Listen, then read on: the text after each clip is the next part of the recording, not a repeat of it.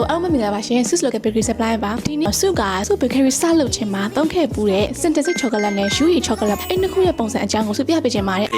6.5 hours later ကဲ၍မြောက် Yui chocolate နဲ့ synthetic chocolate ထဲကတစ်မျိုးမျိုးကိုသုံးနေတဲ့သူရှိမယ်ဆိုလို့ရှိရင်နောက်တစ်မျိုးကိုပြောင်းသုံးမှုအတွက်စဉ်းစားနေတဲ့သူရှိမယ်ဆိုလို့ရှိရင်ဗီဒီယိုလေးကိုဆုံးဖြတ်ကြည့်ခြင်းစုံတရားကြည့်ရရှိမယ်လို့စုယုံကြည်ပါတယ်ရှင်